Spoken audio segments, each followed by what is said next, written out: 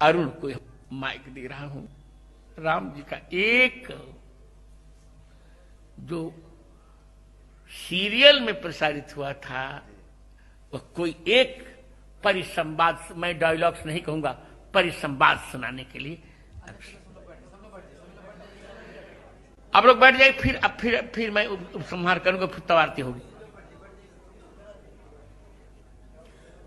परम पूज्य महाराज जी के चरणों में कोटि कोटि वंदन। आप सभी बहनों भाइयों, आप सबके चरणों में नमन।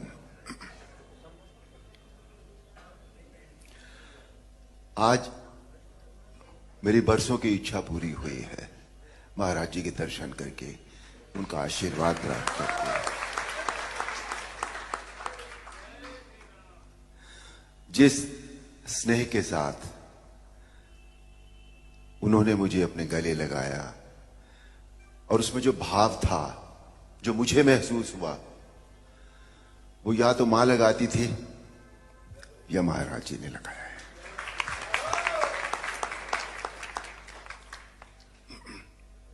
महाराज जी की आज्ञा हुई है रामायण का एक परिसंवाद सुनाने की। एक प्रसंग है जो हमारी रामायण थी उसमें, कि रावण जब पहली बार भगवान राम के सामने युद्ध क्षेत्र में आते हैं तो उनका सामना सभी से होता है। पहले हनुमान से भी होता है, सुग्रीव से भी होता है, सभी लोगों से होता है, पर कोई भी रावण को कुछ कर नहीं सका था क्योंकि इतने वरदान थे उनके पास। पर संध्या होते होते जब वो भगवान राम के सामने जा पहुंचे तो भगवान राम ने उनके रथ का पहिया, उनकी ध्वजा रथ की, उनकी खड़क, सभी कुछ तहस नहस कर दिया।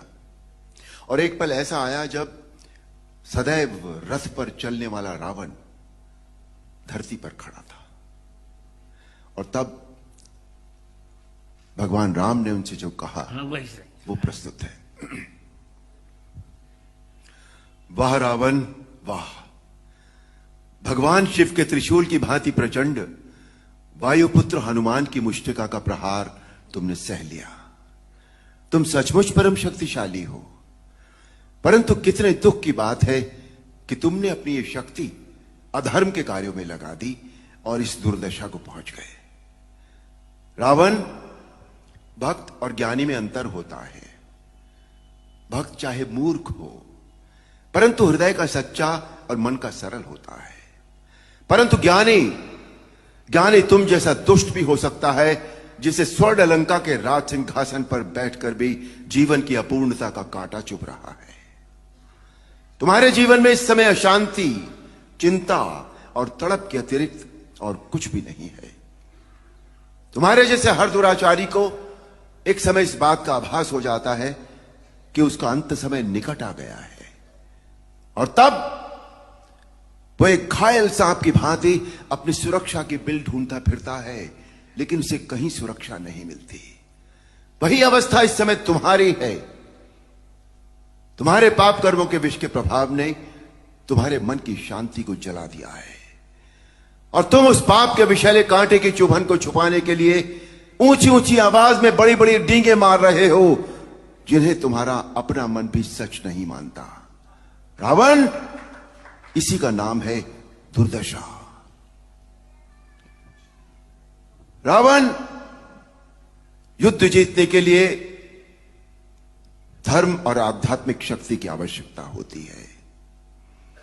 पाश्विक बल और अस्त्र शस्त्रों की गिनती से युद्ध नहीं जीते जाते। तुमने एक समय लक्ष्मण से कहा था कि तुम्हारे यहां कोई नीति, न धर्म की नीति होती है, न युद्ध की नीति होती है, परंतु हमारे यहां युद्ध का भी एक धर्म होता है। हम निहत्थे शस्त्रहीन शत्रु पर कभी वार नहीं करते। यह है रघुवंशों की वीरता। तुम इस समय अपमानित अवस्था में, शस्त्रहीन अवस्था में, केवल शत्रु की दया के कारण जीवित हो, इसी का नाम है दुर्दशा। अब जाओ, कल फिर शस्त्र लेकर आना। और अगले दिन हम सब जानते हैं, आप सब जानते हैं, अन्याय पर न्याय की जीत हुई, अधर्म पर धर्म की जीत हुई, अनीति पर नीति की जीत हुई और असत्य पर सत्य की जीत हुई। बोल सियापति रामचंद्र की जय। महाराज जी, आज मैं तुम्हें क्या दूं? महाराज जी, आपने इतना ही दूंगा। तुमने बंद आंखों से मैंने राम जी को देखा है और तुम मेरे छोटे भाई हो, से तुम जान के बोल रहा हूं, आप नहीं बोल रहा हूं। यदि तुम चाहोगे तो जगत गुरु रामानंदाचार्य होने के नाते मैं तुम्हें राम मंत्र की दीक्षा अवश्य दूंगा। अहो भाग्य महाराज, अहो भाग्य स्वामी। बैठिए बैठिए, 2 वाक्य बोल के फिर विश्राम। जो वाक्य अरुण जी ने आज राम जी का जो परिसंवाद सुनाया, उसका श्लोक है वाल्मीकि रामायण का। प्रयाहि जानामि, बहुत अच्छे। प्रयाहि जानामि रणार्दितस्तम, इसी का परिसंवाद सुना रहे थे। प्रविश्य रात्रिंचर राजलंका, आश्वस्य निर्याहि रथी च धन्वी, तदा बलम प्रेक्षसि मे रथस्थ। और अब यही बात, प्रयाहि, रावण लौट जाओ। जाना में रणार्दितस्तम, मैं जानता हूं तुम युद्ध में थक गए हो, जाओ। प्रविश्य, हे रात्रिंचर राज, राक्षस राज, लंका में प्रवेश करके आश्वस्त, थोड़ा विश्राम करके, रथ लेकर, धनुष लेकर फिर युद्ध में आओ और फिर मेरा बल रणांगण में देख लेना। मुझे यह कहने में बहुत हर्ष हो रहा है कि यह परिसंवाद मैंने ही रामानंद सागर को लिखवाया था।